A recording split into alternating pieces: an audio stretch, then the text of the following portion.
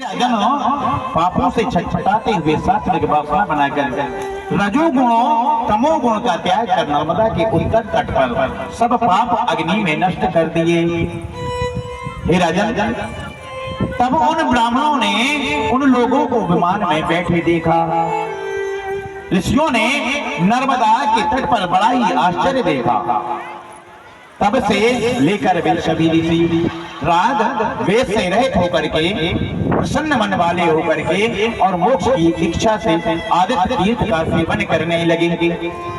हे राजन, तुम इस तीर्थ के पुण्य को मुझसे सुनो।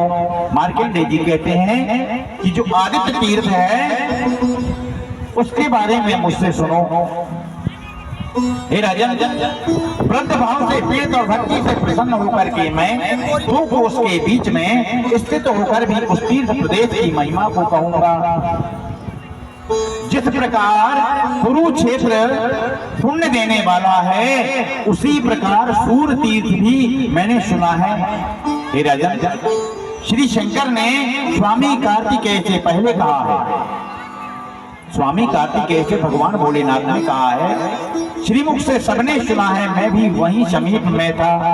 मार्कंडेय जी कहते हैं कि जब वो शंकर भगवान स्वामी कार्तिकेय आदि गणों को बता रहे थे तब मैं वहीं पर था, मैंने भी उनके मुख से सुना है। शंकर जी ने कहा कि हे शदाशनव, शूर ग्रहण होने पर जो पुरुष आदित्य तीर्थ अथवा कुरुक्षेत्र जाते हैं, उन दोनों का एक समान फल प्राप्त होता है।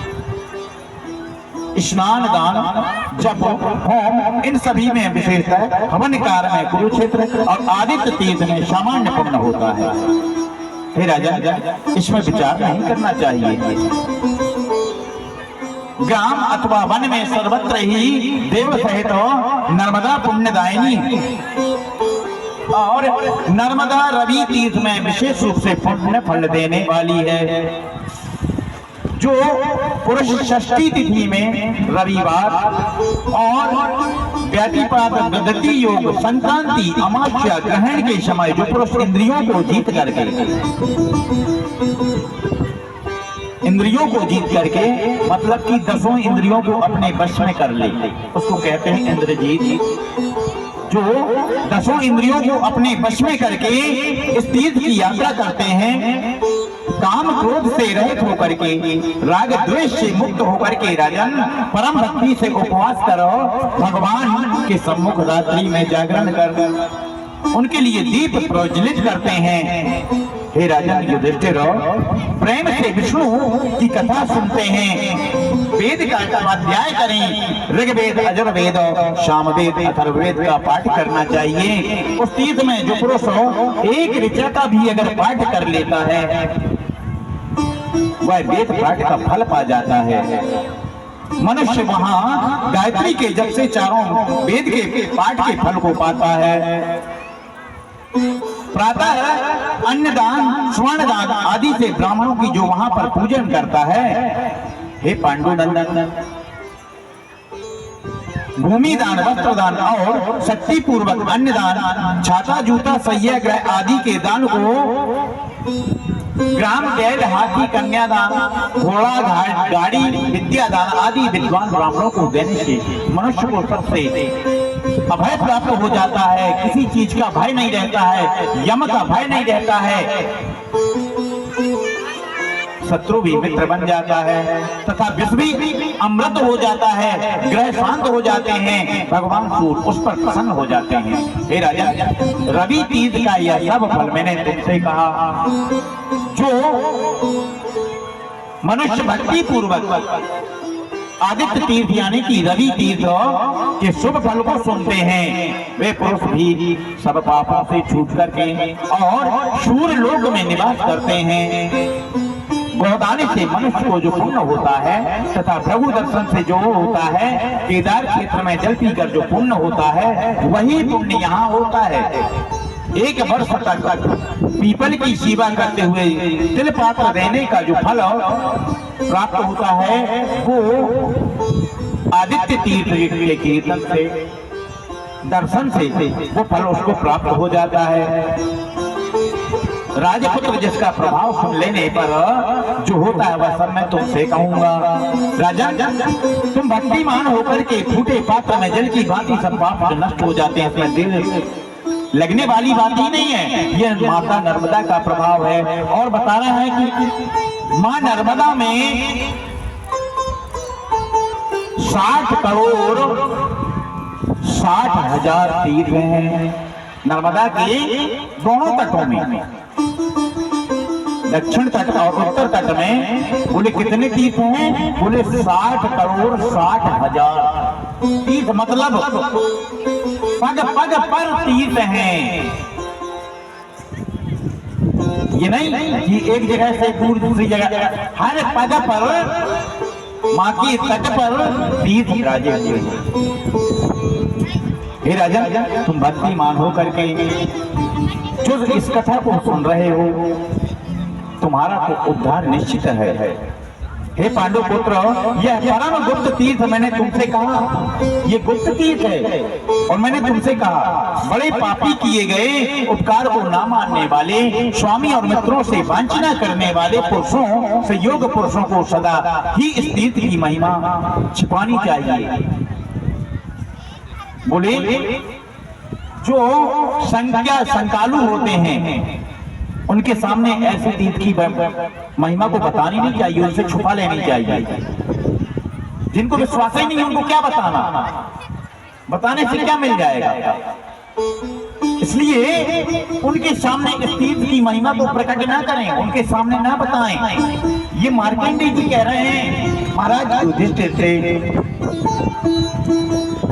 बोली नर्मदा मैया की जय, श्री नर्मदा पुराण की जय। श्री मार्कंडेयोवाच ततो गच्छेत् परम पुण्यम नर्मदा दक्षिणे तटे सोकृतीर्थो सुविख्यातम् शेषा विनाशनम्।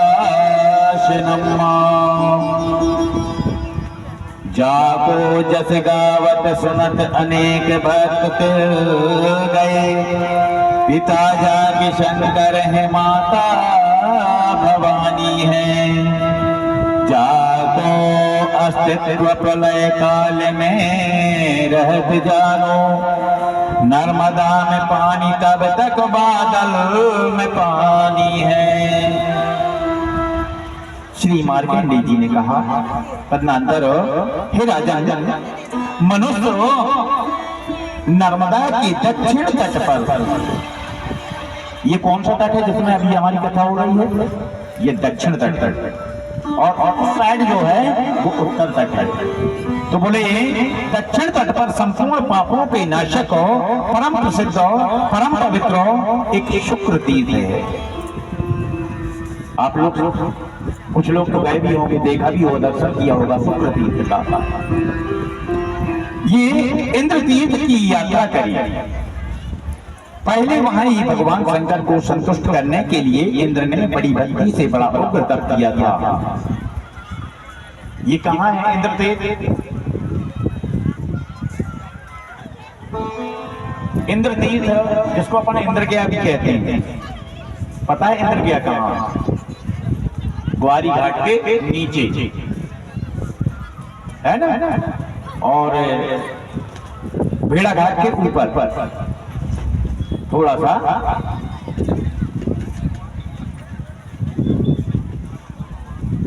तो बोली वहां पर इंद्र ने बड़ी भक्ति से उग्र तप किया था।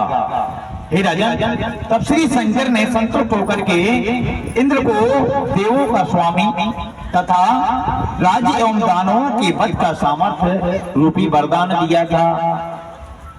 राजन, नर्मदा के तीर्थ के प्रभाव से इंद्र ने यह वर पाया था, और उससे ही पृथ्वी में यह तीर्थ परम पुण्य रूप माना गया है। कार्तिक मास के कृष्ण पक्ष की त्रयोदशी को उपवास करके और तीर्थ में स्नान तथा निवास कर मनुष्य सब पापों से छूट जाता है। और पांडुनंदन दुख स्वप्न से होने वाले तथा दुर्निमित्त होने वाले पापों से, ग्रह डाकनी शाकनी से होने वाले पापों से मनुष्य इस तीर्थ में मुक्त हो जाता है। हे राजन, भक्ति पूर्वक जो पुरुष शुक्र तीर्थ का दर्शन करते हैं और उन दर्शन करने वाले पुरुषों का जन्म का किया हुआ पाप नष्ट हो जाता है, इसमें संदेह नहीं है। और अगम्य नहीं गमन करने योग्य स्त्री में गमन करने से नहीं ले जाने योग्य ले जाने पर स्वामी और मित्र के साथ साथ धोखा करने व उनकी विनाश करने पर जो पाप होता है वह सब उस इंद्र कुंड में इंद्र गया पर नष्ट हो जाता है, इसमें संशय नहीं है। हे राजन, वहां श्रेष्ठ विद्वान सदाचारी ब्राह्मण को गाय का दान करना चाहिए। यह बड़ा शुभ क्षेत्र है, अथवा सब लक्षणों से संपन्न घोड़ा देना दिलाना चाहिए। स्वर्ग में वास चाहने वाले पुरुष को बड़ी भक्ति से देना चाहिए। हे राजन, यह सब शुक्रेश्वर का फल मैंने तुमसे कहा। बोलिए नर्मदा मैया की जय, श्री नर्मदा पुराण की जय। आइए थोड़ा सा मैया नाम का भजन कर लेंगे। सब सुखियन की खानी सुनो मैया नर्मदा भवानी, सब सुखियन की खानी सुनो मैया नर्मदा भवानी, सब सुखियन की खानी सुनो मैया नर्मदा भवानी, सब सुखियन की खानी सुनो मैया नर्मदा भवानी, नर्मदा भवानी मैया नर्मदा भवानी, नर्मदा भवानी मैया नर्मदा भवानी, नर्मदा भवानी मैया नर्मदा भवानी, नर्मदा भवानी मैया नर्मदा भवानी, सोना मैया नर्मदा भवानी, सब सुखियने की खानी सुनो मैया नर्मदा भवानी।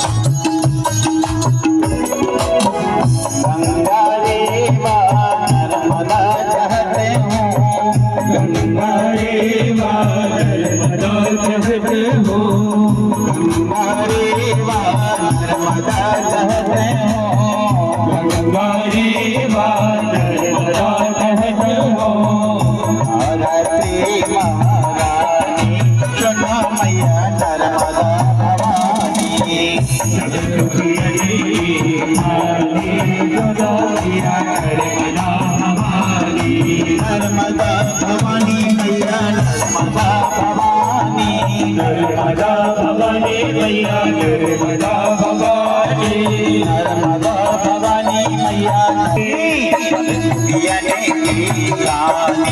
चलो मैया नर्मदा भवानी, सब दुखियने की खानी।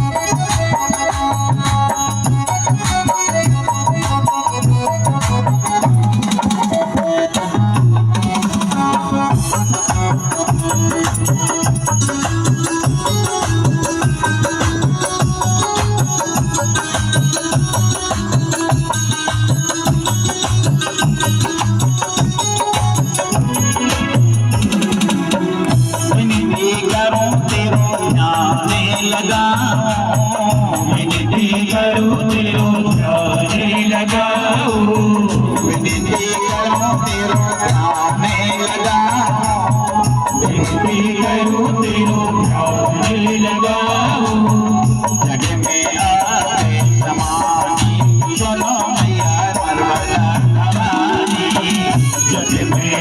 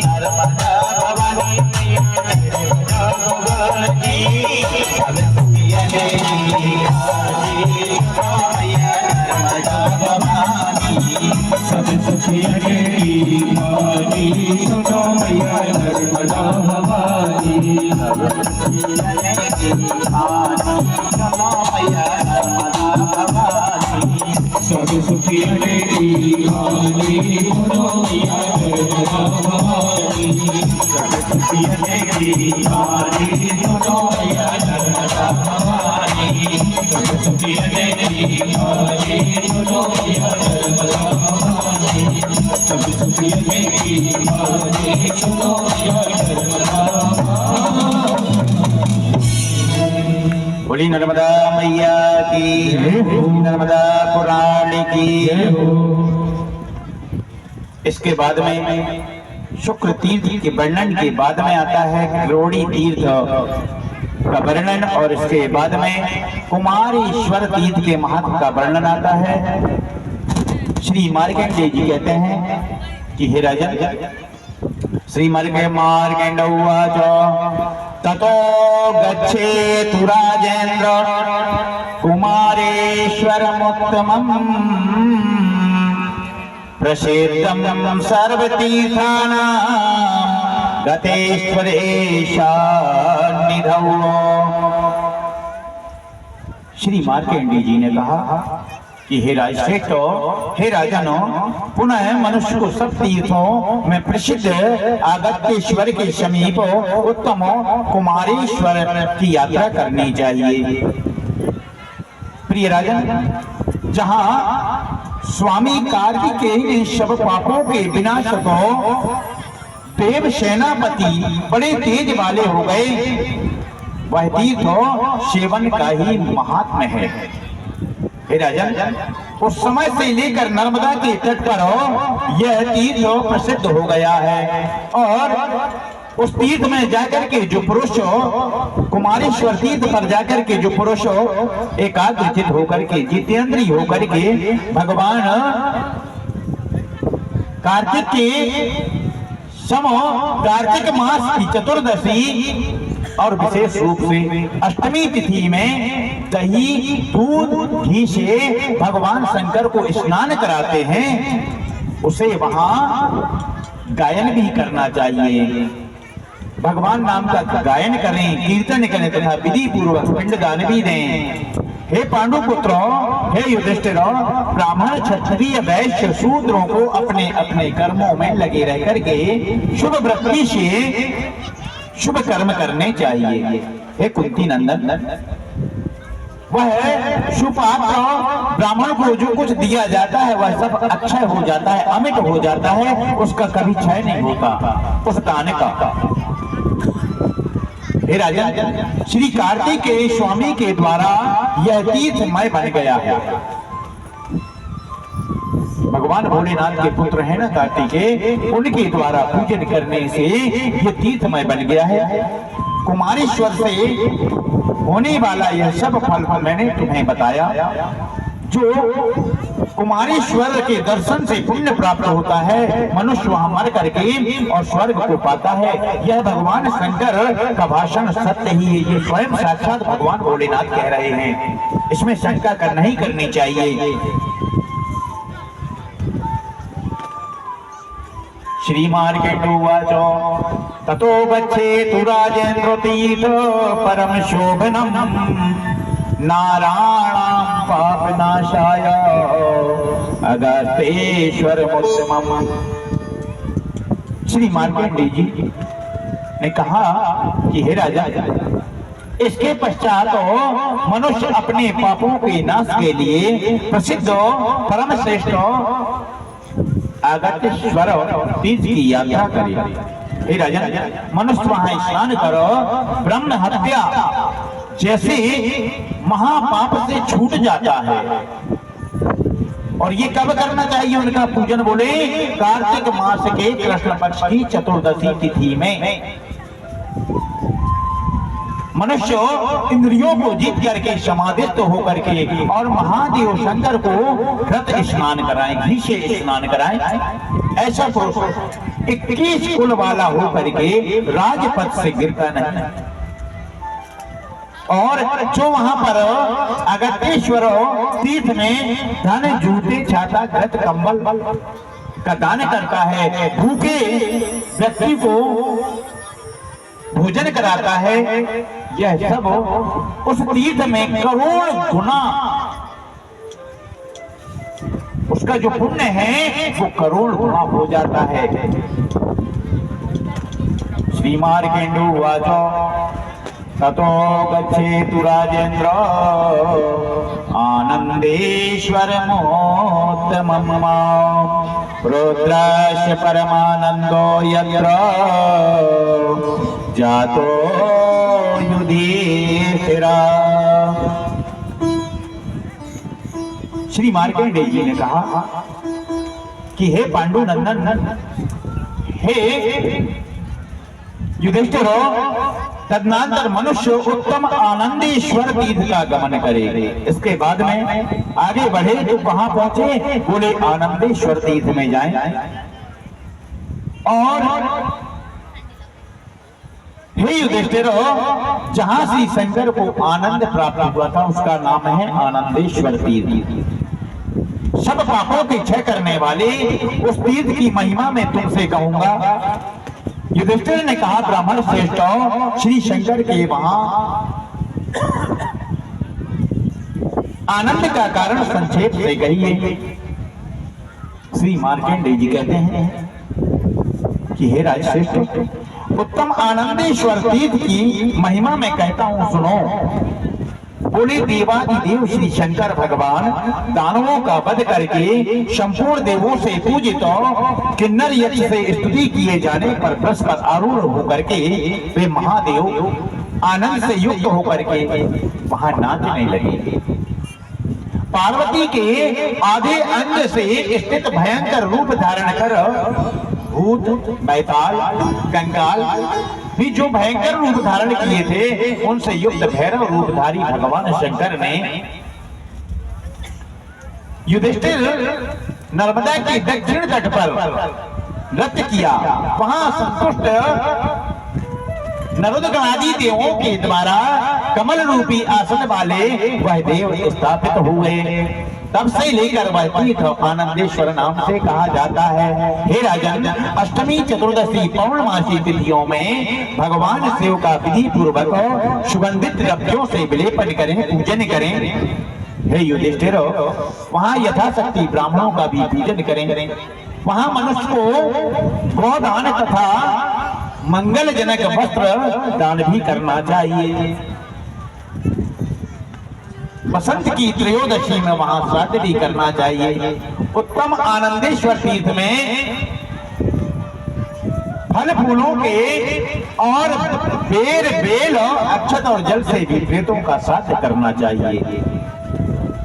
ऐसा करने से प्रलय पर्यंत से वे पुरुष आनंदित होंगे जो तुम्हारे पितृगण हैं। जो अगर आपसे को पितृ दोष भी लगा है तो वो पितृ वहां आपको पूजन करने से प्रसन्न हो जाते हैं। उनके यहाँ 7 जन्मों में संतान का कभी विच्छेद नहीं होता। जो जाकर के इस तीर्थ पर आनंदेश्वर तीर्थ पर जाकर के पूजन करता है भगवान भोलेनाथ का और माँ नर्मदा का, तो बताए कि उसके यहाँ जो कुल है कभी विच्छेद नहीं होता। हे राजन, उन्हें प्रत्येक जन्म में आनंद मिलता रहता है। इति श्री मार्कंडो पुराण श्री देवाखंडे नर्मदायामो षष्ठो अध्याय समाप्त। बोली नर्मदा देवी नमः। बोली नर्मदा मैया की जय, नर्मदा पुराण की जय। अब यहाँ मात्र तीर्थ के महत्व का वर्णन आता है। ये जो नर्मदा पुराण है इसमें ज्यादा है किसी विशेष विषय पर कथा नहीं है। इसमें केवल नर्मदा पुराण में जितना भी वर्णन आया है वो केवल तीर्थों का नाम, तीर्थों के महत्व का वर्णन है, बाकी और कुछ नहीं है।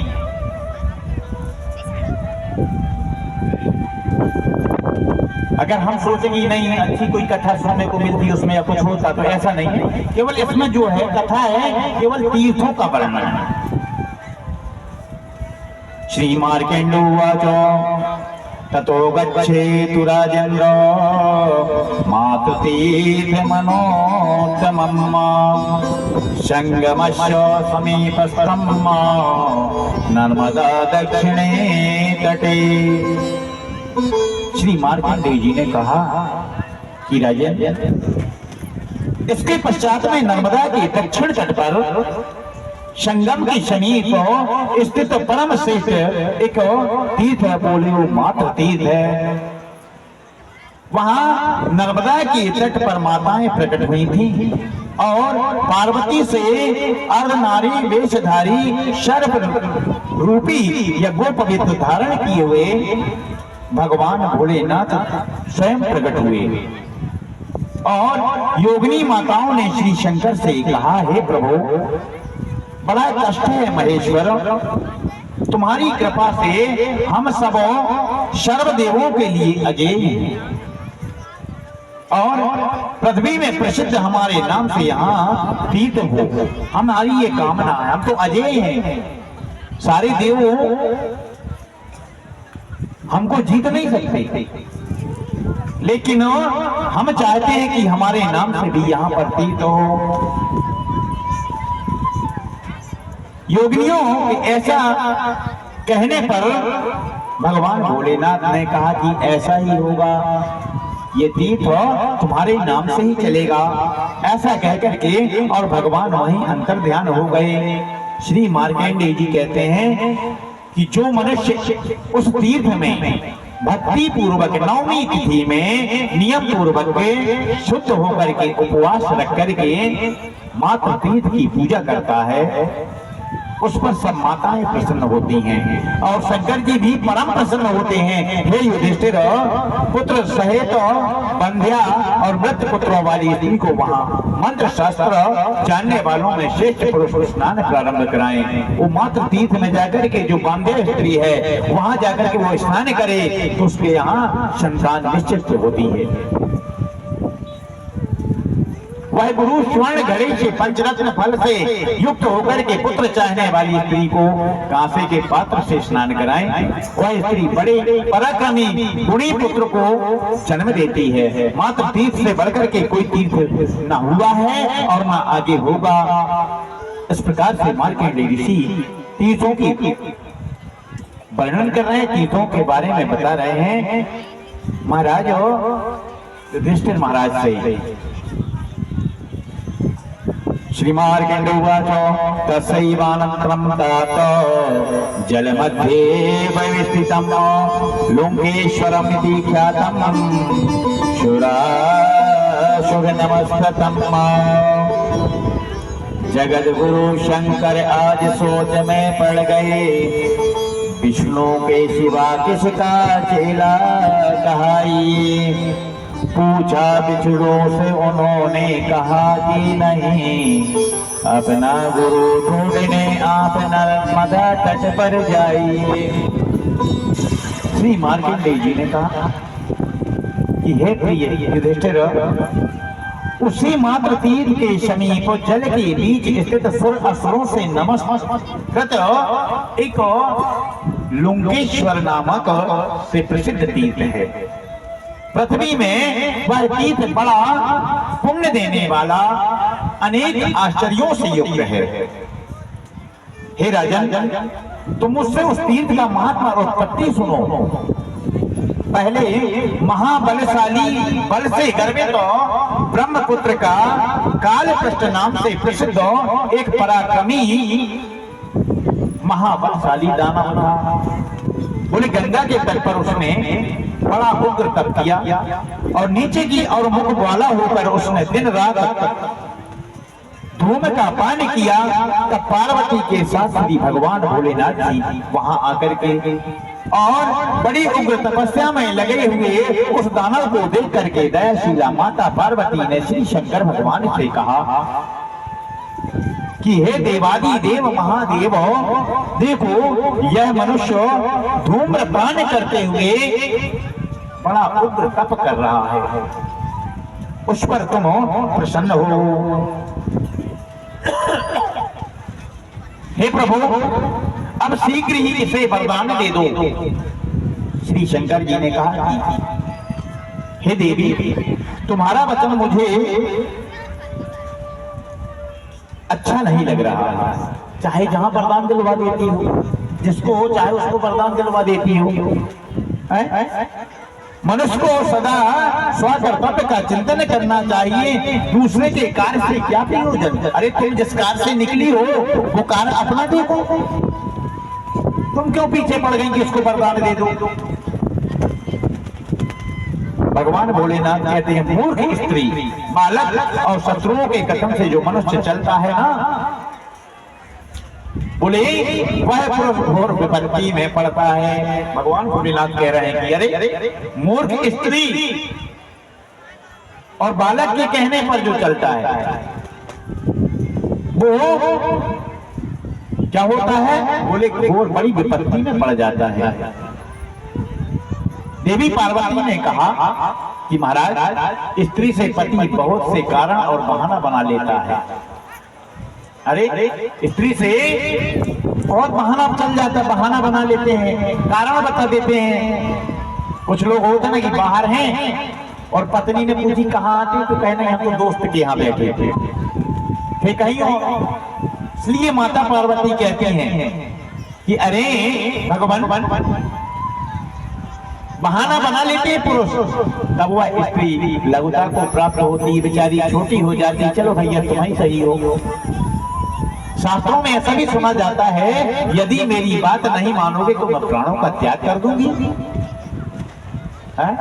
अगर कुछ स्त्रियां होती हैं, अरे अगर हमारी बात नहीं मानोगे तो हम मर जाएंगे, ज्यादा हुआ तो जहर खा लें, फांसी लगा लें। इस प्रकार पार्वती की प्रेरणा से श्री शंकर जी ने उस दानव के समीप जाकर के श्री शंकर जी ने कहा कि हे दानव, तुम धुआं का पानी क्यों कर रहे हो, धूम्रपान कर रहे हो, किस लिए तप करते हो, तुम्हें क्या दुख है, तुम्हारा क्या संताप है, अपना अभिष्ट तुम्हारी जो मन में बात हो मुझसे कहो। आज भी तुम जवान दिखाई दे रहे हो, तुम्हारी अवस्था 20 वर्ष, जैसे 20 वर्ष का युवक दिखता है ऐसे तुम्हारी उम्र प्रतीत हो रही है। इसे तुम अपने तप का विशेष कारण बताओ। ये भी तुम्हारा तप करने योग्य शरीर नहीं है, फिर भी तुम तप कर रहे हो, बताओ। दानव बोला, हे भगवान, मुझे तुम अचल भक्ति दो। क्या दो? बोले अचल भक्ति दो, जो कभी वो भक्ति मेरे से समाप्त ही ना हो।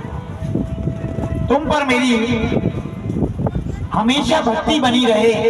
हे भगवान, मेरे 17 वर्ष तो निर्विघ्न बीत चुके हैं। और भी 2000 दिन तुम्हारी प्रसन्नता के लिए किए गए तब से पूर्ण हो चुके हैं।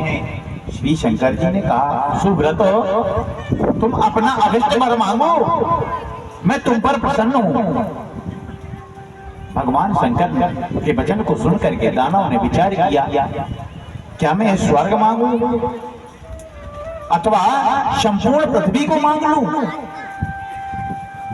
काम के बाण से पीड़ित होकर वह दानव इस प्रकार विचार करने लगा। दानव बोला, भगवान यदि तुम मुझ पर प्रसन्न हो और मुझे उचित वरदान देना चाहते हो तो मैं संग्रामों से संतुष्ट नहीं होता, संग्रामों से संतुष्ट नहीं होता, लड़ाई झगड़ा से संतुष्ट नहीं होता।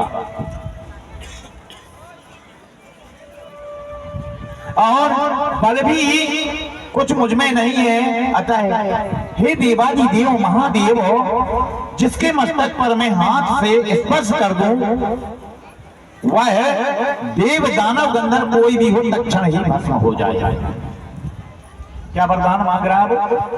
बोले, मैं किसी को भी, क्योंकि मेरी इच्छा लड़ाई झगड़े से पूर्ण नहीं हुई है, इसलिए मैं चाहता हूं कि मुझे ऐसा वरदान दें कि वो चाहे देवता हो, दानव हो, मनुष्य हो, कोई भी हो, उसके सर पर मैं हाथ रखूं और वो तत्काल वहां पर भस्म हो जाए। ऐसा वरदान मुझे दो।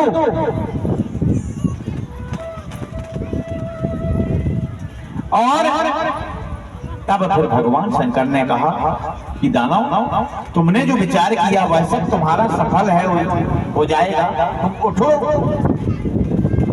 और शीघ्र ही अपने भवन को जाओ। दानव ने कहा, देवादिदेव हे ईश्वर, जब तक मैं आपके वर की परीक्षा करूं तब तक तुम यहाँ ठहरो, पहले मैं परीक्षा करके तो देख लूं, तब तक आप यहीं रहें। और इस प्रकार मुझे विश्वास हो जाएगा कि हाँ, मैं जिस पर हाथ रखता हूं वो भस्म होता है कि नहीं, ये परीक्षा तो देख लूं। उस समय भगवान शंकर विचार करने लगे कि इस कार्य में स्वामी कार्तिकेय, विष्णु, ब्रह्मा कोई भी सहायक होने में समर्थ नहीं है, और ये अचानक आई हुई आपत्ति है। भगवान भोलेनाथ विचार करने लगे कि ये तो कुछ अलग ही सोच बना लिया है इसने। तो भगवान सोच रहे हैं, श्री अब यहाँ पर आपत्ति को समझ करके भगवान शंकर नंदीश्वर वृक्ष से बोले, इस समय तुम कुछ देर इस पापी से युद्ध करो। नंदीश्वर आदि से बोले कि भैया तुम इससे युद्ध करो। श्री शंकर के सिर का स्पर्श करने के लिए दैत्य कालपृष्ठ ने अपना हाथ फैलाया। उसने किसको सोच लिया मारने के लिए? भगवान शंकर को ही भस्म करने के लिए विचार कर लिया कि इनको ही भस्म कर दिया जाए। तो भगवान ने अपने गांव से कहा कि इससे युद्ध करो। अब कालपृष्ठ ने अपना हाथ आगे बढ़ाया और नंदी के स्वर से तड़ित होकर के वह दैत्य दुखित होकर पृथ्वी पर गिर पड़ा। इतने में नंदीश्वर ने दे दिया उनको धड़ाका, वो गिर गया। श्री शंकर पार्वती जी के साथ दक्षिण दिशा की ओर भाग चले। वैसे डरकर जीवा को मुड़कर पुनः पुनः पीछे की ओर देख रहे थे। भगवान भोलेनाथ भाग रहे हैं, देख रहे हैं पीछे, और वो दैत्य के बारे में सोच रहे हैं। भगवान शंकर के अदृश्य हो जाने पर वह दानव कालपृष्ठ नंदीश्वर से लड़ने लगा। महाबली महापराक्रमी होने दोनों ही, क्योंकि नंदीश्वर भी महाबली थे और वो भी महापराक्रमी था, दोनों ही लड़ने लगे। क्रोध से वज्र सामान प्रहारों से 3 घड़ी तक हाथों से बैल के सिर को स्पर्श नहीं कर सका, नंदीश्वर के सिर को स्पर्श नहीं कर सका। खूब सोचा कि मैं इनको भस्म कर दूं, लेकिन उनको स्पर्श नहीं कर सका केवल। और नंदी महाराज जो थे वो उसके ऊपर अपनी पूंछ से प्रहार करते थे। कैसे? अपनी पूंछ से प्रहार करते थे। पूंछ के प्रहार से उस दानव को हनन कर वृषभ नंदीश्वर तब से शंकर के पास पहुंचे। वह दैत्य कालपट भी शीघ्र ही उठा और नंदीश्वर के पीछे पीछे दौड़ लगा दिया। वायु के वेग से वह जहां भगवान शंकर थे वहां पहुंचा। दाना को आया जान करके नंदीश्वर ने शंकर से कहा कि हे देवाधिदेव महादेव, मेरी पीठ पर चढ़ करके शीघ्र ही यहां से भागे, गमन करें। वृषभ की पीठ पर पार्वती के साथ श्री शंकर जी चढ़ करके स्वर्ग पहुंचकर इंद्र के भवन गए। भगवान भोलेनाथ इंद्र के भवन गए। बल से गर्वित उस दानव ने शिव का पीछा नहीं छोड़ा और इंद्रलोक को छोड़कर उस समय से शंकर जी ब्रह्मलोक को गए। वहां से भी भाग गए, इंद्रलोक से भी ब्रह्मलोक को भागे। श्री शंकर जी भय से देवी के साथ जहां जाते थे वहां भी वह दैत्य पहुंच जाता। उसने पीठ पीछे आते हुए दानव को देखा। भगवान संपूर्ण लोकों में घूमकर शंकर जी बड़े विस्मय में पड़ गए कि अब क्या किया जाए। उन्हें कोई ऐसा स्थान नहीं मिला जहां कुछ समय विश्राम प्राप्त हो सके। देव दानव का वहां भयंकर युद्ध जानकर के प्रसन्न चित्त देवऋषि नारद जी वहां बहुत समय तक नाचते रहे। आज मैं धन्य हूँ, मेरा जन्म सफल हो गया, मेरा जीवन अच्छा जीवन है। बड़ी कला को देखकर मुझे बड़ा संतोष हुआ। नारद जी देवादि देव और देव दानव का युद्ध वहां पर छोड़ करके जहां भगवान शंकर थे वहां आए। महादेव ने उन ब्राह्मणों को देख करके सत्कार पूर्वक उनसे यह कहा कि हे मुनि श्रेष्ठ नारद, तुम विष्णु को जानते हो कि वे कहाँ हैं? तुम शीघ्र ही जाकर इस स्थिति का उनसे निवेदन करो, जाकर के बताओ कि एक दानव भगवान भोलेनाथ के पीछे पड़ गया है भस्म करने के निमित्त, उन्हीं से वरदान पाया और उन्हीं को भस्म करना चाहता है। ये ऐसा जाकर के भगवान विष्णु से बताओ। नारद जी ने कहा कि देव दानव सिद्धों की और गंधर्व सर्प राक्षसों की सबकी आपत्ति को देव आप निश्चय ही हर लेते हैं। आप ही तो हरण करने वाले हैं, असंभव कुछ नहीं कहना चाहिए। अरे आपके सामने कुछ हो असंभव नहीं है, तथा मन से वैसा चिंतन भी न करें। भगवान आप पर मैं वैसी आपत्ति नहीं समझता हूँ। नारद जी कह रहे हैं कि ऐसी कोई खास आपत्ति नहीं है, आप तो चाहो तो इसको कब समाप्त कर सकते हो। दानव हो जो कर रहा है वह सब तुम्हें ज्ञात है। इंद्र सहित संपूर्ण देवों से यह अवध है। भगवान भोलेनाथ ने कहा कि ये किसी से इसका वध नहीं होगा, ये वध के योग्य नहीं है। हे महामुनि, तुम विष्णु के समीप जाकर उससे निवेदन करो। नारद ने कहा मैं वहां नहीं जाऊंगा महाराज, क्योंकि क्षीर सागर में पूर्वज सो रहे हैं। भगवान विष्णु कहा क्षीर सागर में सो रहे हैं, मैं वहां नहीं जाऊंगा। भगवान विष्णु को प्रेरणा देने में इन्हें आज्ञा दीजिए। माता बहन और पुत्री के द्वारा ही राजा स्वामी अथवा गुरु को जो सो रहे हों जगाइए, अथवा गुरु के द्वारा जागरण करवाएं, अन्यथा नहीं।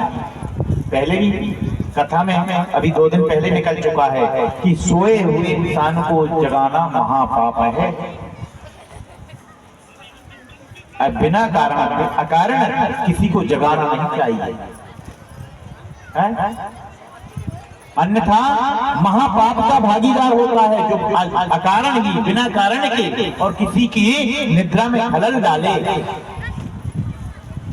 वो महापाप का भागीदार होता है। इसलिए किसी को बिगर कारण के जगाना नहीं चाहिए।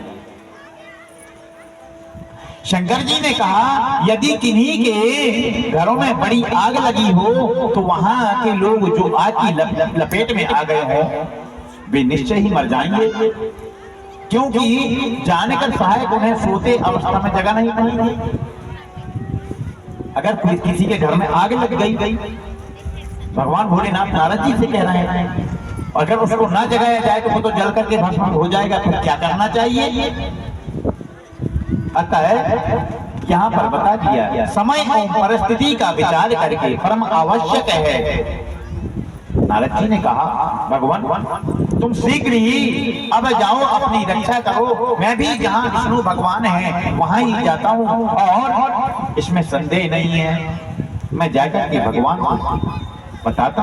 तब भयंकर नंदी महाकाल खंबे हाथ में लिए मुग्दर आदि हथियारों से वहां उस दानव को मारने लगे, और वे तीनों ही बड़े शरीर वाले 7 साल वृक्षों के प्रमाण वाले परस्पर युद्ध करते हुए उन्हें शांति नहीं मिल रही थी।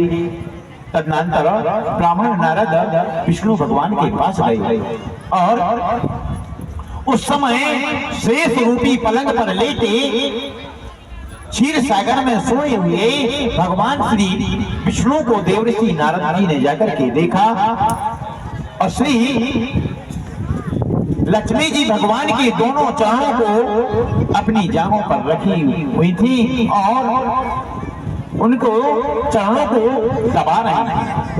अप्सराएं उनके सम्मुख गाने कर रही थी। उन सुंदर केशों वाले श्री विष्णु को भक्ति पूर्वक प्रणाम करके नारद ने कहा कि हे ईश्वर, हे जगत रचयिता, हे जगत व्यापक प्रभु, मेरा जन्म सफल हो गया, मेरा जीवन सफल हो गया। हे लक्ष्मी देवी, तुम शंका रहित होकर के देवों के स्वामी श्री विष्णु जी को निद्रा से उठा दो, उनको जगा दो। नारद का वचन सुनकर के लक्ष्मी जी ने कहा कि हे नारद, भगवान के चरणों के अंगूठे को दबाया और बोली, नारद जी द्वार पर स्थित हैं, हे भगवान आप उठिए। भगवान श्री नारद को देख करके बड़े हर्षित हुए। भगवान निद्रा से जाग गए और नारद को देख करके हर्षित हुए और बोले, मुनि से तुम्हारा स्वागत है। आज रात्रि सुंदर प्रभात वाली है। हे भगवान, हे नारद, आप यहीं पर विश्राम करें। नारद ने कहा कि हे भगवान, हे देव, तुम्हारे दर्शन से आज मेरा प्रातः काल सफल हो गया। हे देवादि देवों का के देव, महादेव की कुशल नहीं है। नारद जी कहते हैं वे बड़े भय में हैं। हे भगवान, शीघ्र उठिए, चलिए। श्री विष्णु भगवान ने कहा, हे नारद, ब्रह्मा, इंद्र, रुद्र और जो दूसरे देवगण हैं, तुम उनकी आपत्ति का कारण कहने योग्य हो उसे कहो, लेकिन तुम तो भगवान भोलेनाथ के ऊपर विपत्ति की बात कर रहे हो। नारद ने कहा, भगवान, दानव काल पृष्ठ ने बड़ा उग्र तप किया और उसके तप से संतुष्ट होकर के श्री शंकर भगवान ने उसको वरदान दे दिया। बोले, कौन सा वरदान दे दिया? बोले, सिर में हस्त स्पर्श करने से भस्म होने का वरदान दे दिया।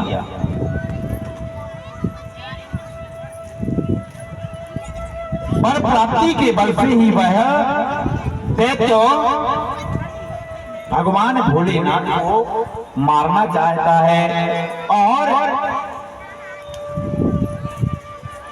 ऐसी चेष्टा देखकर महादेव शंकर देवों के द्वारा अन्यत्र ले जाए गए। सारे देवता मिलकर के भगवान भोलेनाथ को इधर से उधर लेकर के छुपाते भाग रहे हैं। नारद के वचन को सुनकर के मुनि के साथ श्री विष्णु भगवान वहां गए। भगवान ने उत्तर दिशा की ओर जाते हुए उन भगवान शंकर को देखा। श्री विष्णु को देख करके भगवान शंकर बार बार परस्पर लिपट करके मिले, परस्पर उनको नमन कर श्री विष्णु बोले, भगवान, हे आशुतोष, हे औडरदानी, देवादि देव महादेव, भय का कारण बताइए कि आप क्यों भयभीत हैं? देव दानव यक्षों में किसी यम भवन में बताइए। हे महेश्वर, सिर तथा अंगों को, इंद्रियों को काट कर उसे यमलोक भेज दूं, जिसने आपके मस्तक में श्वेत पैदा किया है। जो आपको मारना चाहता है। हे भगवान बताइए। शंकर जी बोले, मूर्खों में रहने से मनुष्य को सुख नहीं होता और रोगियों को बीच भी सुख नहीं है, पराधीन जीवन में भी सुख नहीं होता। स्त्री के अधीन रहकर मैंने दानव को वरदान दे दिया है। हे क्षीरसाई विष्णु, वो वरदान लेकर के जिसके सिर पर हाथ रख दे वह भस्म की ढेरी हो जाए। हे केशव, उसे मैंने दुर्जय और अमर वरदान दे दिया। इस अवस्था में वह पापी मुझे ही मारना चाहता है। मैंने वरदान दे दिया, अब वो मुझे ही मारना चाह रहा है। तुम्हारे अधीन अब उपाय है। मैं आपके अधीन हूं, अब आप ही उसको ठिकाने लगाने की कोई राय सोचें। विष्णु भगवान ने कहा कि हे देवादिदेव सदाशिव, तुम्हारे साथ सब देव जाएं, मैं दानव काल पृष्ठ के वध के लिए कोई उपाय रचता हूं, मैं देखता हूं। हे देव, तुम देवों के साथ नर्मदा के तट पर जाओ और वहां जाकर के कुछ समय व्यतीत करो, जल्दी करो, शीघ्रता करो, यहाँ से निकलो। भगवान तुम शीघ्र जाओ। जहाँ गंगा और महानदी नर्मदा दक्षिण वाहिनी हो और जहाँ सरस्वती पूर्वाभिमुख हो, दृष्टिगोचर हो, उसके समान बड़ा तीर्थ नृत्य लोक में नहीं है। जो लोग वहाँ भक्ति पूर्वक स्नान दान करते हैं, उनसे उनका 7 जन्मों का किया हुआ पाप नष्ट हो जाता है, इसमें संशय नहीं है। यह बहुत पुण्य देने वाला सब पापों का नाशक है। हे देवेश, तुम देवों के साथ उसी लुंकेश तीर्थ में पधारो। और विष्णु के वचन से ही वह उस तीर्थ कुंड पर पहुंचे। देवों के साथ श्री शंकर ने वहां बड़े प्रेम से जाकर के लुंकेश्वर तीर्थ पर निवास किया। उसके अनंतर भगवान ने अनेक माया कर उद्यान वन से शोभित बसंत मास की वहां पर रचना कर दी भगवान विष्णु ने। और वह वन अशोक, बबूल, पीपल, सुंदर श्री वृक्ष, बेल कहते ऐसे चंपक, श्रीफल, ताल, कदम्ब, गूलर आदि अनेकों वृक्षों से सुशोभित था, सुगंधित हो रहा था, अनेक पुष्पों से शोभित था। उस वन में भौरों से गुंजारित हो था। उस वन के बीच में बहुत से पक्षियों से शब्दायमान उस वन में कोयलों के कलरवों से गुंजित तथा प्रतिध्वनित बहुत सघन एक बड़ा बड़ वृक्ष बनाया। विष्णु ने वहां उसी समय कन्या का रूप धारण कर लिया उस वन में। और चराचर सहित भगवान त्रिलोकी में उसके समान कोई कन्या नहीं। इतना सुंदर अपना रूप बनाया भगवान भोलेनाथ ने। सुंदर रूप वाली, शुभ नेत्रों वाली दूसरी जो उनके साथ दूसरी कन्याएं थी, जो दिव्य रूप धारण की हुई थी तथा दिव्य अलंकारों से अलंकृत थी, जो कोई उन स्त्रियों की कामना करे ऐसे पुरुष की कामना करने वाली वे थी। मोतियों, रत्न तथा वैदर्य मणियों से और इष्टहार तथा बांसों से बना हुआ झूला वहां बना था। उस पर बैठकर वे सुंदरी कन्याएं वहां सब मुस्कुराकर के गान कर रही हैं। सजे हुए वन का स्पर्श कर शीतल वायु का चारों ओर गंध फैल रहा है, सुंदर सुगंध फैल रही है। वह सुरभित दानव की नासिका में प्रविष्ट होकर के उसे आकर्षित कर रहा था।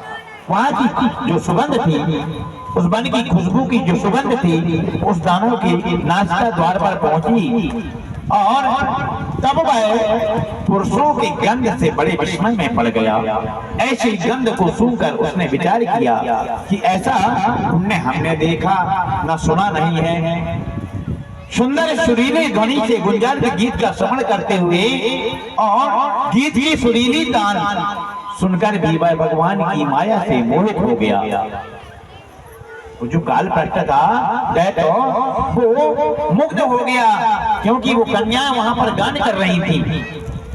जिस प्रकार मृग पहेलिया के कपट से लगाए गए बड़े जाल में फंस जाते हैं ना, हे राजन युधिष्ठिर, उसी प्रकार वो काल भ्रष्ट दैत्य भी भगवान विष्णु के बिछाए माया जाल पर फंस गया।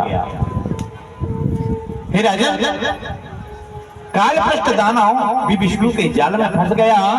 उस कन्या को देखकर वह दैत्य मूर्छा से पृथ्वी में गिर गया, मूर्छित हो गया। जैसे ही भगवान विष्णु की मोहिनी रूप को देखा,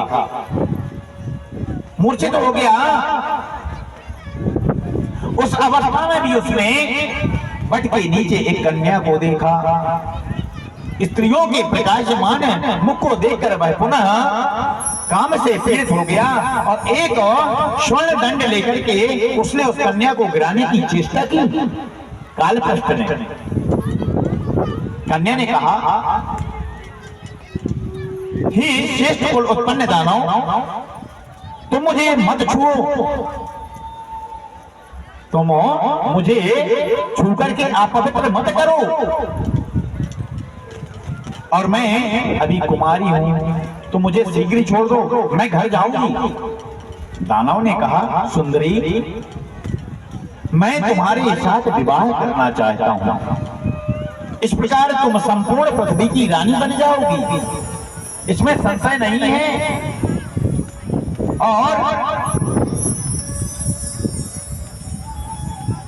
कन्या बोली कि हे दानव राज, कुमार अवस्था में पिता, युवा अवस्था में पति और वृद्ध अवस्था में पुत्र स्त्री की रक्षा करता है, और स्त्री स्वाधीन नहीं है, स्त्री स्वाधीन नहीं है, पराधीन है।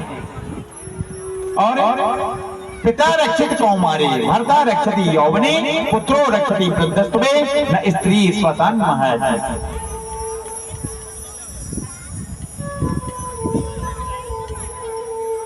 मैं श्रेष्ठ कुल में उत्पन्न हूं, मुझे स्वतंत्रता प्राप्त नहीं है। दैत्यराज, तुम्हें इस कार्य के लिए मेरे पिता, भाई और माता से कहना चाहिए। अगर तुम मुझसे कह रहे हो कि मैं तुमसे विवाह करना चाहता हूं, तो मैं आपको आदेश नहीं दे सकती। अगर तुमको विवाह करना है ना, तो मेरे पिता से पूछिए, मेरे भाई से पूछिए, मेरी माँ से पूछिए। दानव ने कहा कि हे सुंदर नेत्रों वाली सुंदरी, यदि आज तुम नहीं चाहती हो, स्वतंत्रता ग्रहण नहीं करना चाहती हो, तो सत्य ही मेरी भी हत्या तुम्हें लगेगी। मैं मर जाऊंगा, तुम्हारे बगैर जीवित नहीं रह पाऊंगा, और मैं मरूंगा तो वो हत्या किसको लगेगी? बोले, वो हत्या तुम्हें लगेगी। कन्या ने कहा, जिस किसी पुरुष में विश्वास नहीं करना चाहिए, पराये पुरुष पर विश्वास नहीं करना चाहिए। कन्या कहते, मनुष्य स्त्रियों में विचित्र व्यवहार वाले, लंपट, आसक्त और काम से मोहित होते हैं। पुरुष हमेशा, पुरुषों के बारे में कह रही कन्या कि वो लंपट, आसक्त और काम से मोहित होते हैं। अच्छा, तुम मुझसे अपना विवाह कर विविध भोगों को भोगो, पीछे जन्म का नाश तो होगा ही, ना तुम ही रहोगे और ना मेरा कोई दूसरा होगा। ब्राह्मणी, क्षत्रियाणी, वैश्य कन्या, शूद्र कन्या, इन चारों वर्णों की कन्याओं का दूसरा पति नहीं होता। दूसरा पति नहीं होता, पति केवल एक ही होता है, चाहे वो ब्राह्मण की हो, चाहे क्षत्रिय की हो, चाहे वैश्य की हो, चाहे शूद्र की हो। विवाह एक बार ही होता है। इस जन्म में एक ही पति होता है। हे दानव, तो दानव राज ने कहा, जो तुमने वचन कहा है, मैंने उसे अपने हृदय में धारण किया है। आज तुम मेरा विश्वास कर लो, जो तुम्हें मन में रुचता हो कहो। कन्या ने कहा, दानव, तुम मुझे गोप कन्या जानो। कौन सी कन्या जानो? बोले, तुम मुझे गोप कन्या जानो। मैं सखियों के साथ क्रीड़ा करती हूँ। हमारे कुल में जो नियम शर्त है ना, तुम उसे विधि पूर्वक पूर्ण करो। हमारे कुल में विश्वा, कोष, अन्न, तुला आदि का कोई नियम नहीं है। संपूर्ण गोकुल में सिर पर हाथ रखने का नियम है। सारे भगवान विष्णु बोले ये संपूर्ण गोपकुल में सिर पर हाथ रखने का नियम है।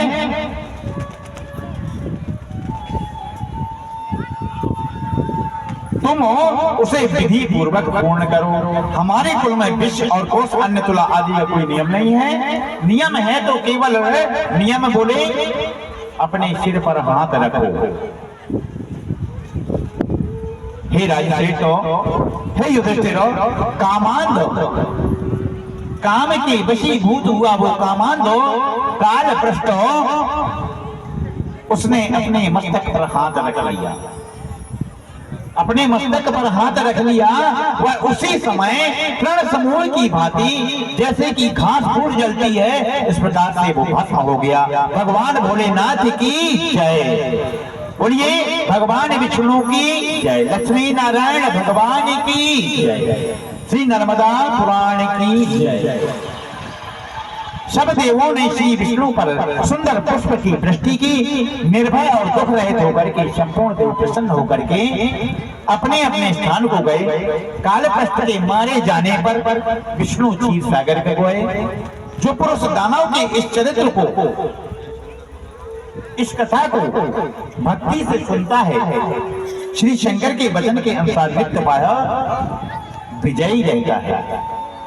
कहीं भी उसकी हार नहीं होती, किसी भी जगह पर उसकी हार नहीं होती। वो पराजय का मुख नहीं देखता है। इस कारण से राजन यह तीर्थ शंकर की लिंगेश्वर लुके छिपे नाम से प्रसिद्ध है।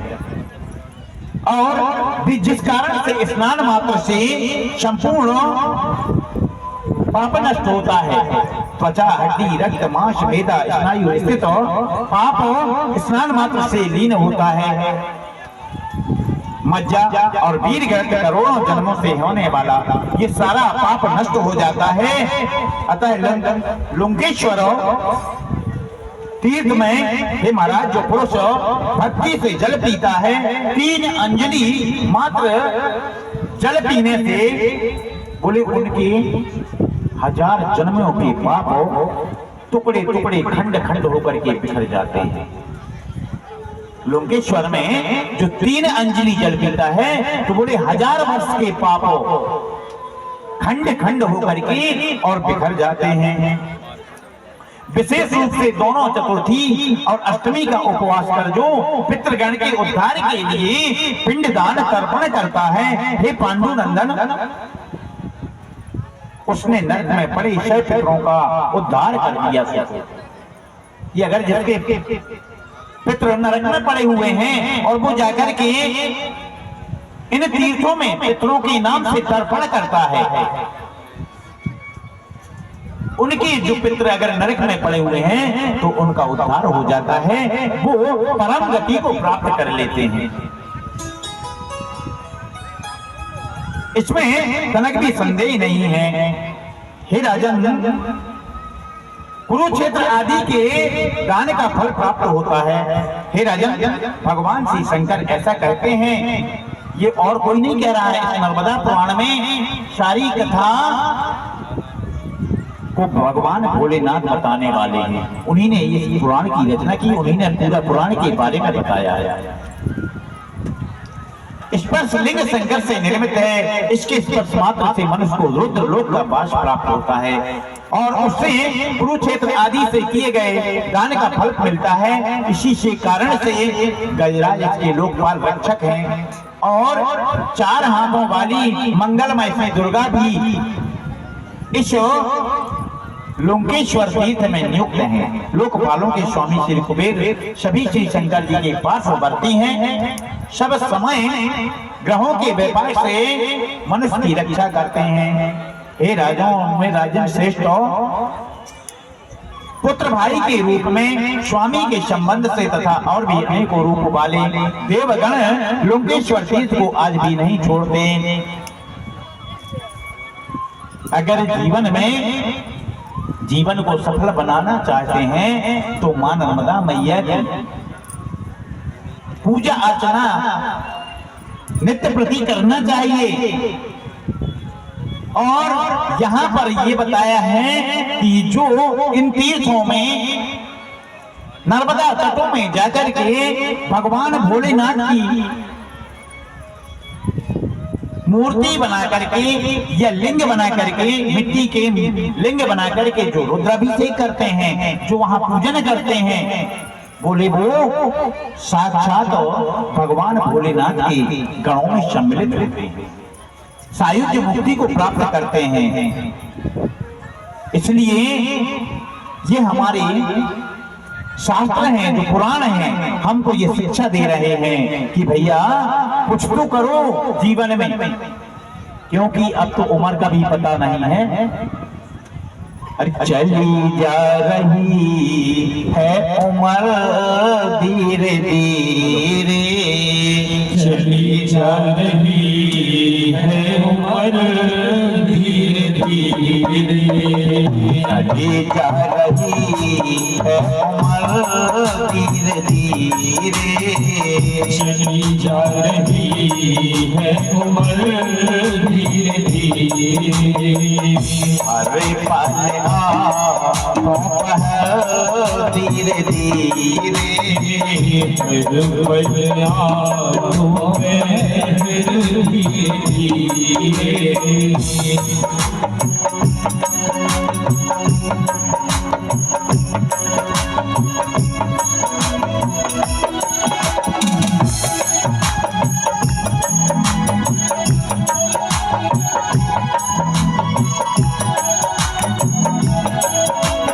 भैया उम्र धीरे धीरे घटती जा रही है।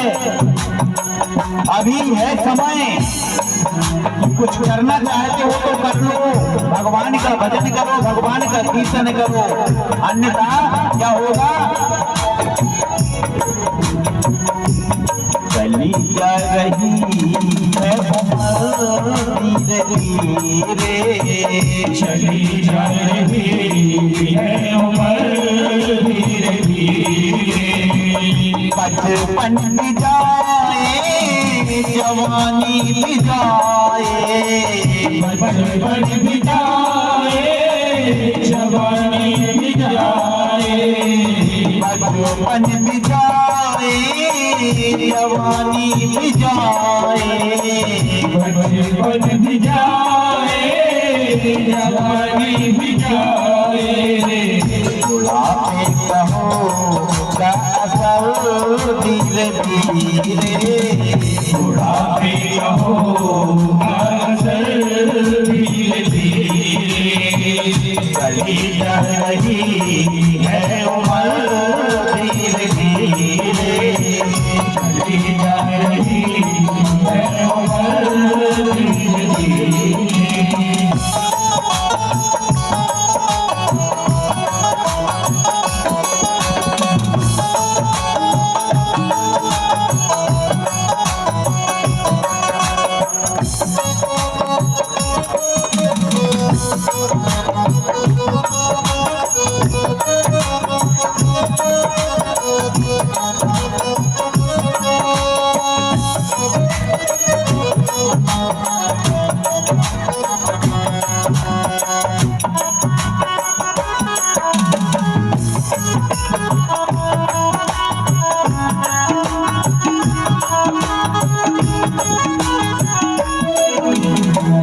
जब हाथ पाँव में दम न रहेगा, जब हाथ पाँव में दम न रहेगा, अभी तो हमारे पास में बल है, हमारे पैरों में जान है कि हम नर्मदा तक आ जाते हैं, तीर्थों को जाते हैं, मंदिरों को जाते हैं, लेकिन जब ये ताकत न रहेगी तो फिर क्या करेंगे?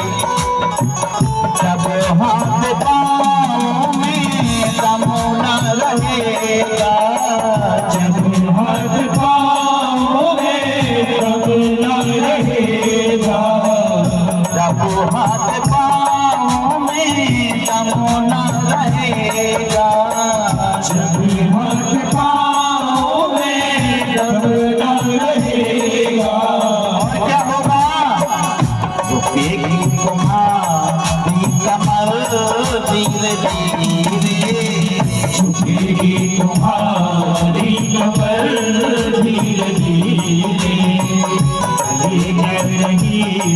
है उम्र धीरे धीरे चली जा रही है उम्र धीरे धीरे।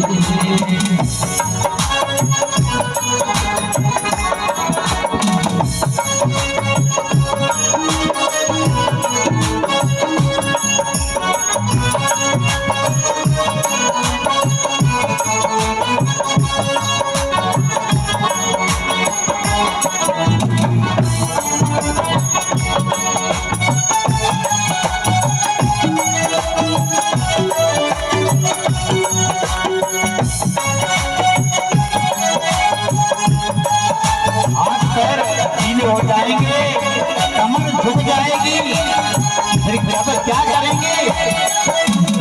अभी समय है, कुछ करना चाहते हो अभी तो दौड़ करके नर्मदा आ सकते हो।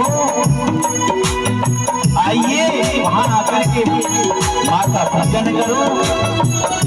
कहना है फिर अंग होंगी एक दिन तुम्हारे, अंग होंगे एक दिन तुम्हारे, अंग होंगे एक दिन तुम्हारे, अंग होंगे एक दिन तुम्हारे। फिर मंद होगी नजर धीरे धीरे, फिर मंद होगी नजर धीरे धीरे चली जा रही है उम्र धीरे धीरे, चली जा रही है उम्र धीरे धीरे।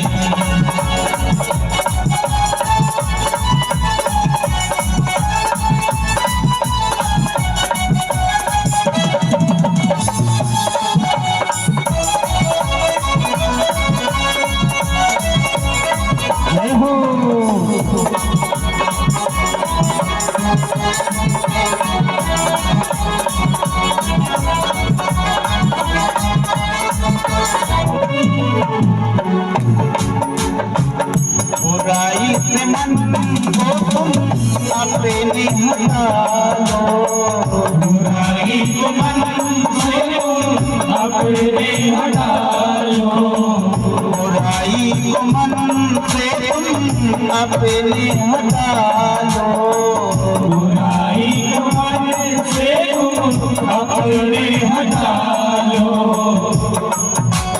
सुधर जाएगा ये जीवन धीरे धीरे, सुधर जाएगा ये जीवन धीरे धीरे, सुधर जाएगा ये जीवन धीरे धीरे, सुधर जाएगा ये जीवन धीरे धीरे। चली जा रही है उम्र धीरे धीरे, चली जा रही है उम्र धीरे धीरे।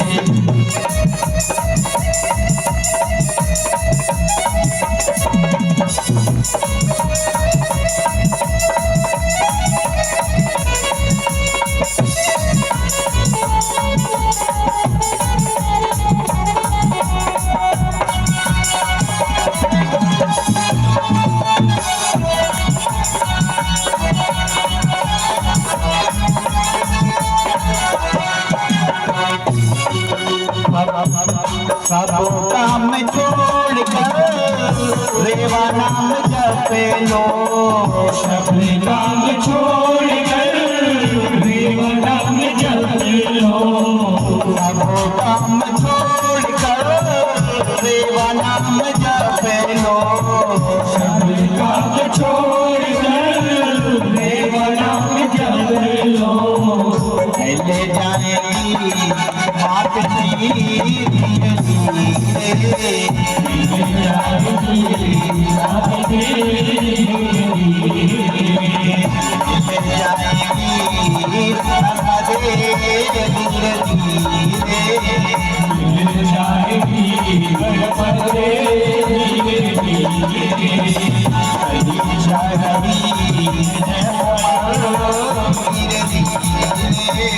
चढ़ी जा रही है उम्र धीरे धीरे। बूढ़ी नर्मदा मैया की जय हो, श्री नर्मदा पुराण की जय हो।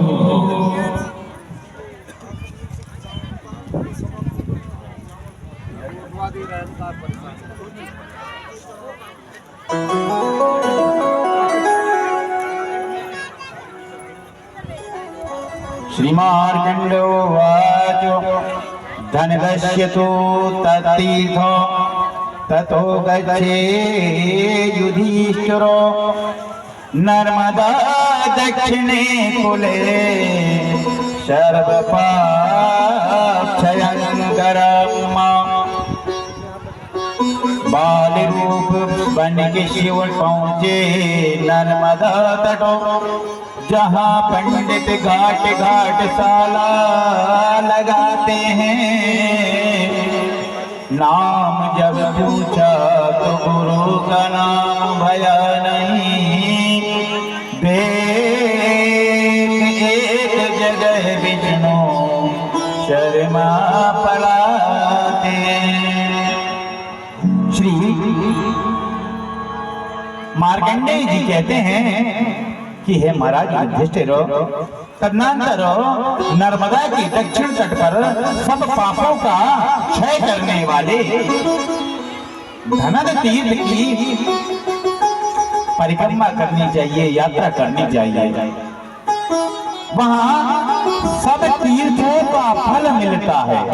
इस धनद तीर्थ पर इसमें संशय नहीं है। मनुष्य जितेंद्रीय होकर के चैत्र मास के शुक्ल पक्ष की त्रयोदशी में बड़ी भक्ति से उपवास कर रात्रि में जागरण का आचरण करें। वहां जाकर के रात्रि में जागरण का आचरण करें। हे राजा श्रेष्ठ, हे पांडुनंदन, बुद्धिमान मनुष्य वहां पंचामृत से कुबेर भगवान को स्नान कराएं, घृत का दीपक जलाएं और गाना बजाना करें। अपना कल्याण चाहने वाला प्रभात में ब्राह्मणों को पूजे जो दान देने में समर्थ हैं। विद्यावान, सिद्धांतवादी, शोध स्मार्ट क्रिया करने वाले और पर स्त्री विमुखों भोजन वस्त्र एवं धन आदि से उन्हें अनुग्रहित करें। छत्रशैया का दान देने से वो सब पापों से रहित हो जाते हैं। तीनों जन्मों के जो पाप हैं वो तीर्थ के प्रभाव से नष्ट हो जाते हैं। ये तीर्थ की वर्णन है। अविनीतों को भी स्वर्ग एवं विनीत को मोक्ष मिलता है और दरिद्रों को अन्नदाता जन्मांतर में बनाता है। हे राजन, स्वभाव से कुलीनता एवं दुख निवृत्ति से होती है। नर्मदा जल सेवन से व्याधि का नाश हो जाता है।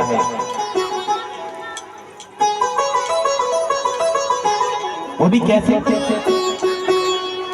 जल से सारी व्याधि, मतलब ये नर्मदा के जल की मात्रा कितनी बड़ी है। बोल रहे हैं कि जल से जो सेवन करता है उसकी सारी व्याधियां समाप्त हो जाती हैं। लेकिन कैसे कैसे होंगी वो व्याधियां नाश? हमारे पास में वो क्षमता ही नहीं है कि हम अपनी व्याधियों को उस मां के जल से साफ कर सकें। क्योंकि भगवान ने कहा है, हमारे बाबा जी ने लिखा है, गोसाई जी ने, तुलसीदास जी ने,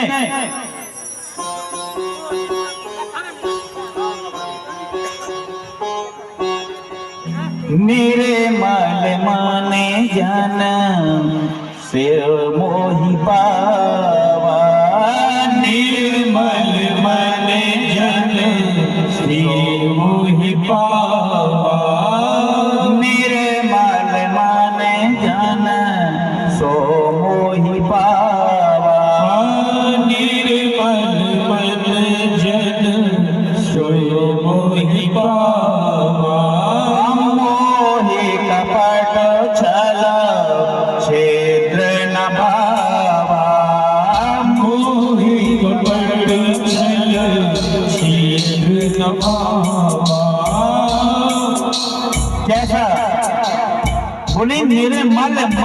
जन सो मोहि पावा। जिसका मन निर्मल, निर्मल मतलब होता है जल के समान, साफ। जल में नीचे तक का एक कंकड़ दिख जाता है, कितना साफ होता है, कितना स्वच्छ है, कितनी मोटी परत क्यों ना रहे, लेकिन वो दिख जाता है। मोही कपट छल छिद्र न भावा। अरे मुझे छल कपट और छल छिद्र इनसे मैं कभी प्रसन्न नहीं होता। कोई आशा यहाँ पर होनी चाहिए। हम तीर्थों में जाते हैं,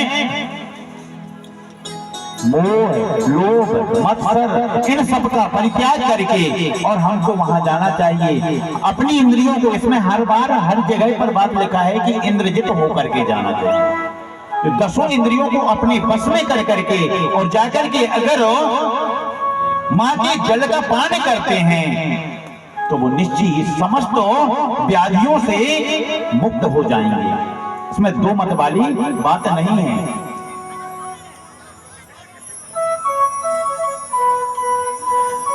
भोजन वस्त्र भाग्य, इस धनन तीर्थ का महत्व बता रहे हैं मार्कंडेय जी। धनन तीर्थ में विद्या दान करता है, वह शूर लोक में आरोग्य जो विद्या का दान करता है। वहां जाकर के किसी को विद्या का दान करता है, उसको विद्या ध्यान कराता है, तो वो कहां जाता है? बोले सूर्य लोक में आरोग्य लाभ भी वहां जाकर के प्राप्त करता है। हे पांडुनंदन, वहां ही मनुष्य अपनी अपनी शक्ति से नर्मदा के दक्षिण तट पर देव निर्मित थोड़ी दान करे, पात्र में उत्तम वस्तु पूर्ण करके और पात्र को दान करे, तो बोले विशेष रूप से सुपात्र को दान करता है। वे पुरुष शब्द को से रहित होकर के और शिवलोक में जाते हैं, इसमें संशय नहीं है। इसके बाद में आता है मंगलेश्वर तीर्थ के महत्व का वर्णन।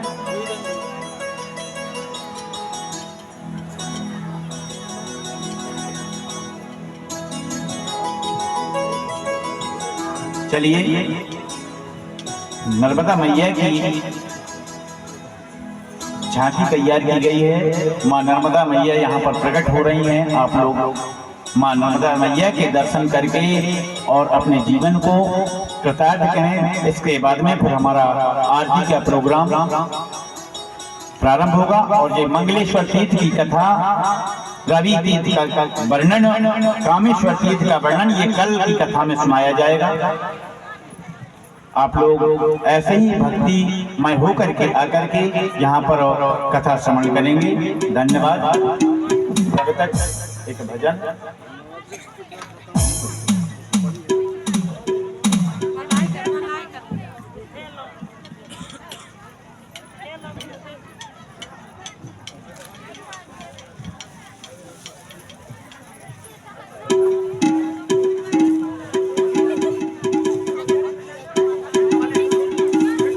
बोली नर्मदा मैया की जय हो।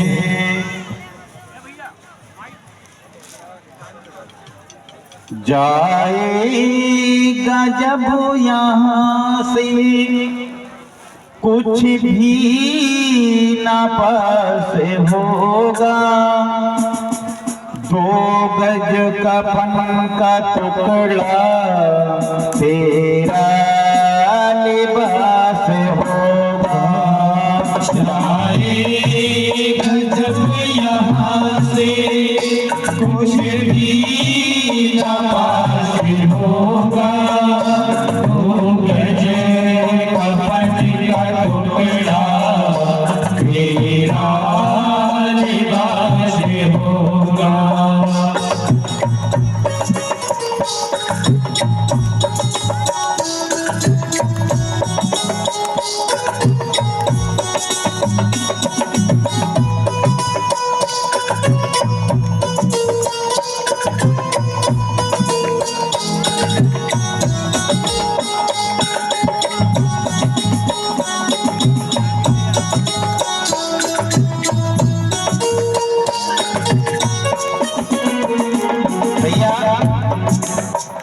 जब हम यहाँ से जाते हैं ना, तो कुछ भी साथ में नहीं जाता, केवल एक 2 गज का कफन हमारे शरीर में डाल देते हैं, लेकिन वो कफन भी अपने साथ नहीं जाता है।